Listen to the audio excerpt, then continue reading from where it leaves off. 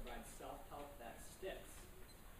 His belief is that everyone is already amazing, and and his mission is to help others through his transformational processes to get there in minutes rather than days, weeks, and years. Today, John will provide transformational tips, tales, and tactics that will enable public speakers to quickly draft great speeches from personal stories. So please help me welcome the founder of StinkyMan.com. His presentation titled How to Draft a Speech in 10 Minutes.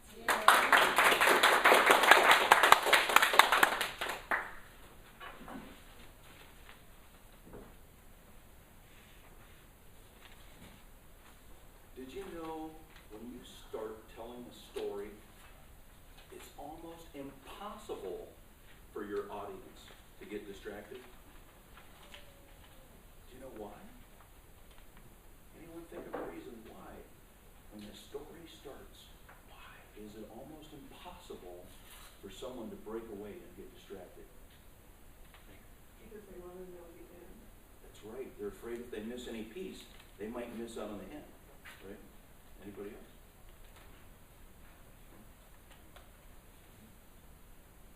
You're telling a story about something you're engaged in, you're passionate about, usually when you're telling a story.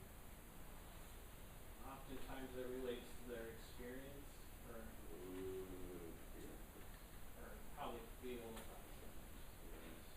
Yeah, when you go into storytelling mode, there's usually going to be some type of an element or an experience that's going to personally relate to the audience in a different way, especially if the story is simple and everyday. You know, anything about traffic incidents at schools or college experiences, traveling, all of these basic simple things make a foundation for a very powerful story because everyone can connect in different ways, right? Using personal stories in speeches and presentations is simply one of the most powerful techniques and tactics that you could ever use. So I've been in Toastmasters for 4.5 years. And when I first joined, it's so-so, okay, it's good for me and all this. But after about a year's time, I started getting motivated and really excited. Started learning some cool things, doing the evaluations, and actually making people feel better about what I was saying. So here come this district conference thing, spend some money, $150, and I'm like, But some friends would tell me, hey, you got to go to a District 2 conference and check it out. And I'm like, okay, I'm ready for that.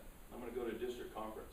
So I went to the one at SeaTac Airport at the Sheraton, and went there, dressed up real nice, wore a suit, big ballroom. They have contests, they have keynotes, and what I learned was what's cooler than being in a room full of Toastmasters like this?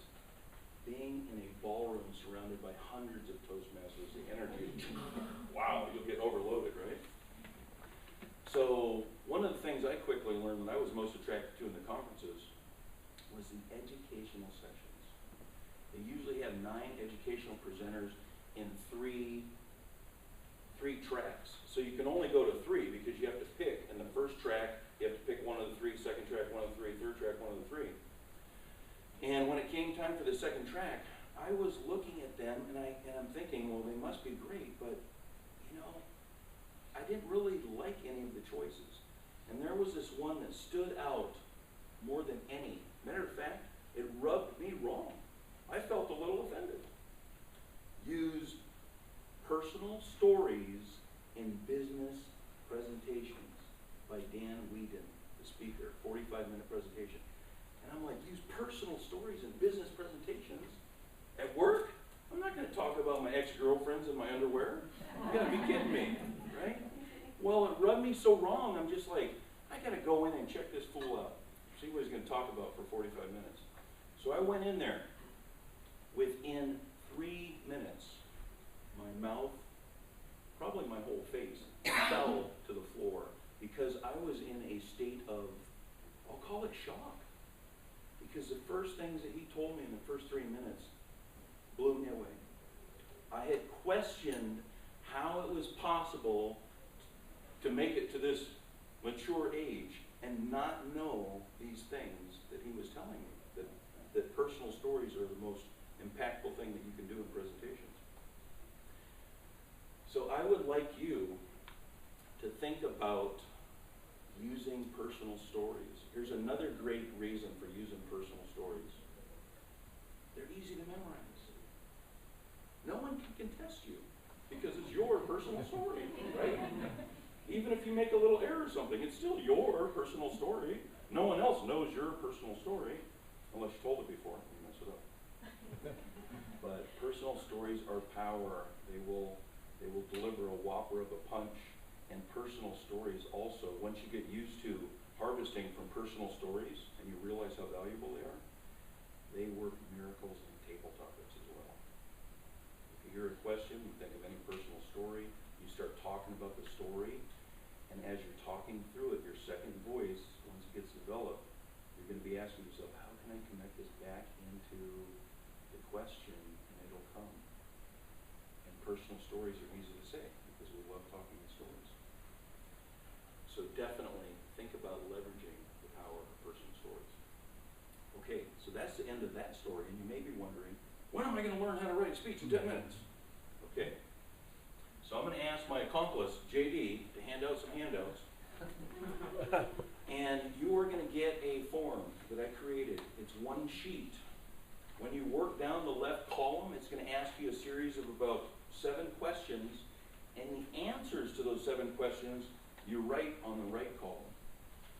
When you're done, you will have a great outline in the order that you would speak it of a wonderful speech. Now you have 3 sheets. The top sheet is the form that I created, that I filled out myself for this speech that I just did. Was it interesting? Anyone learn anything? Okay. So I'm going to quickly, so we don't go over time here. And I actually had 15 minutes, but it says 10 on the sheet there. Yeah. Okay. So I'm going to quickly race through the form. You'll notice the first sheet, go ahead and flip it. The first sheet is the one that I used today for this speech. The second one is the blank one that you can copy and use for yourself. And the third one's an evaluation form if you want to jot a couple notes down for me afterwards. So let's look at the first sheet. I'm going to race through it very quickly. You'll have more time to process it later. Number 1, choose a personal story that you are comfortable telling and is from your youth. When you're starting out in public speaking, I strongly recommend you pick stories from your youth because it'll make you feel a lot more comfortable about talking about, you know, I was a klutz. I was really stupid and slow. I was very clumsy. Time is a cure. So the more time that you put between maybe how messed up you were, it's okay as an adult to refer back to it, okay? It must have struggle and conflict, some kind of a challenge. If you don't have any drama or conflict in this story, or struggle, some pain, the story is valued. It's really low impacting. Has important meaning to you now that you're older and you look back. You ask yourself the question, if you can go back in time and make it go away and change it, well, even though it was terrible, a lot of people say, no, I learned some things from that. Even though it hurt me pretty bad at that time, I don't think I'd go back in time and actually erase it. Some people say that. So number 2, here's where you get started. Write a brain jogger at letter C. It's a short phrase that will help you remember that story later. It's just a little note. So you go over to letter C, which is, now keep in mind, you're not going to write your answer straight across because this is designed to actually create the order of your speech. So you write your answer in letter C, and then you go to number 3. List 3 potential messages, morals, takeaways that can be drawn from your stories. There are hundreds of potential messages that can be drawn from any story. The story I just gave, 3 brainstorming messages. Personal stories are powerful and engage. The bigger the risk, the bigger the reward. I took a risk by choosing to go into that presentation, even though it made me feel uncomfortable. Sometimes strange medicine makes the best medicine. So you brainstorm 3 potential messages that you can draw from your own story, and then you go to number 4, determine which of the 3 messages will most connect, relate, and resonate with your audience. And this is, you have to understand audience? What are your audience's wants and needs? What are their pains? What are their expectations? And you go through those three back and forth, and you're like, that one is going to resonate with this audience the best. So you write that in letter B, in kind of a statement form, or a moral, or a quote, or whatever you want to do with it. Number 5, you take that same statement and you convert it into a rhetorical question.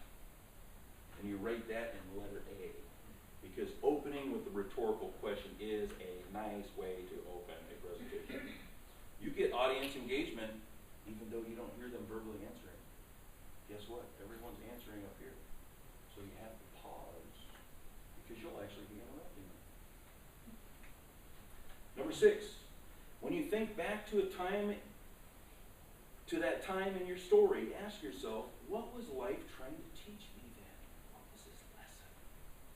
And write a few sentences at letter D. Number 7, how would you want others to benefit from that lesson?